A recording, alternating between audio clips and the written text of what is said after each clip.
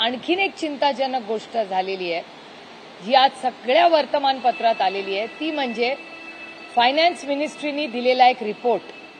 त्या रिपोर्टमध्ये असं लिहिलेलं आहे की या सगळ्या प्रोजेक्टसाठी महाराष्ट्र सरकारने 20,000 कोटी रुपयाचं लोन घेतलेलं आहे आणि याच्या नागपूर गोवा शक्तीपीठ एक्सप्रेसवेसाठी 12,000 कोटी रुपयाचा इन प्रिन्सिपल आणि 8,000 कोटी इंटरेस्ट असं याचा व्यवहार पहिल्या टप्प्यातला आहे.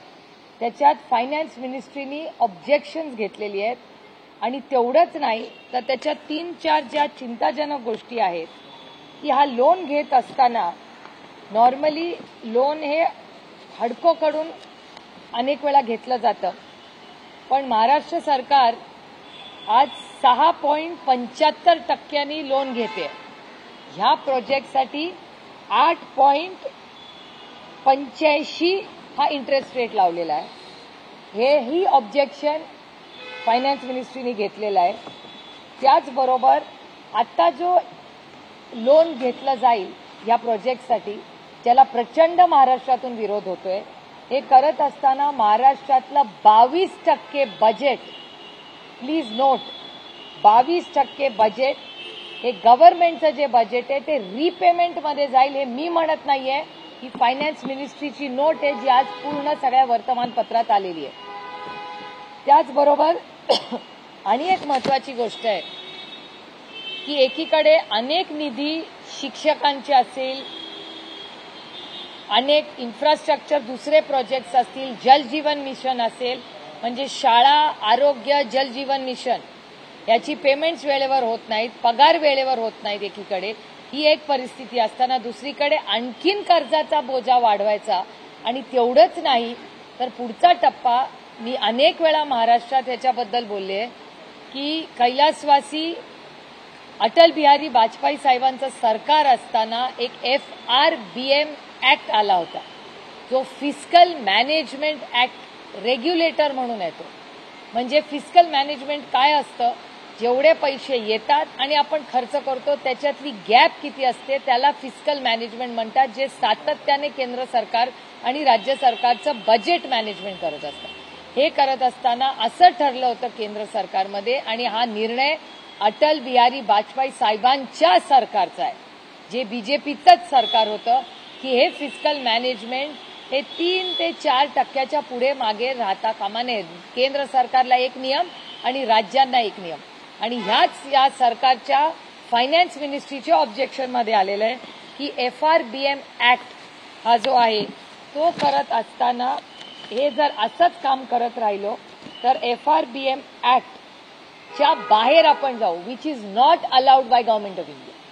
त्यामुळे माझा प्रश्न असा आहे या महाराष्ट्राच्या सरकारला, आणि त्यांनी आणखीन एक ऑब्झर्वेशन सांगितलंय की MSRDC यांच्यासाठी जे लोन्स, आता एक 24,000 कोटी रुपयाचं, लाख कोटी रुपयाचं एक लोन घेतलं जात आहे, ज्याला सरकार गॅरंटी होते.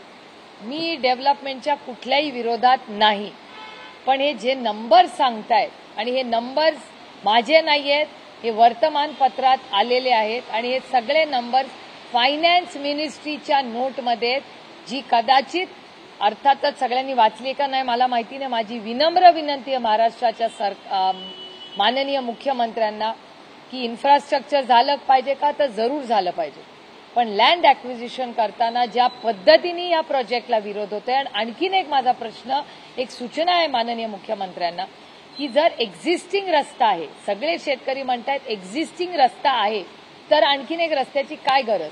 तर तुम्हाला स्ट्रेंथन करायचा असेल तर आहे तो रस्ता, त्याच्यातच का नाही एखादी लेन पुढे मागे करत. हा एक मार्ग असू शकतो का. एक म्हणजे एकीकडे शेतकऱ्यांना हा रस्ता नको आहे, त्याला विरोध आहे, ही एक बाजू, आणि दुसरी बाजू जे फायनान्स मंत्रालय म्हणतंय महाराष्ट्र सरकारचं की हा प्रोजेक्ट जर झाला तर महाराष्ट्र जे आधीच आर्थिक अडचणीत आहे तो अजून आर्थिक अडचणी येतील. ही ऑफिशियल गव्हर्नमेंट ऑफ महाराष्ट्राची अर्थ मंत्रालयाची नोट आहे.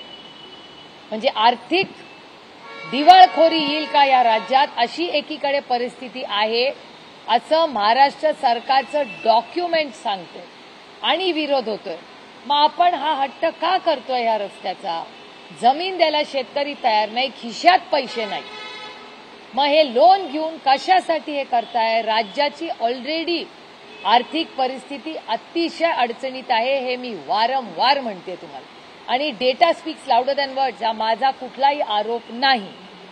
जी वास्तव परिस्थिती आहे ही मी तुमच्या समोर मांडते आहे. त्याच्यामुळे माझी विनम्र विनंती आहे महाराष्ट्र सरकारला की या प्रोजेक्टचा पुन्हा एकदा विचार करावा.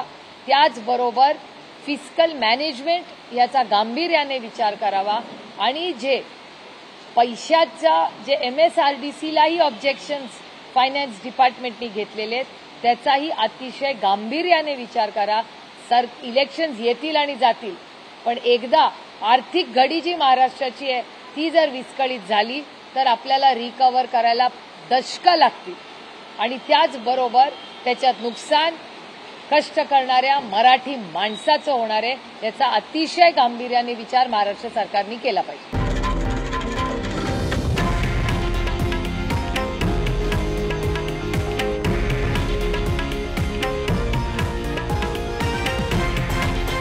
हे आहे देशातील नंबर 1 न्यूज नेटवर्क आणि आपण पाहत आहात TV9 मराठी, एकमेव.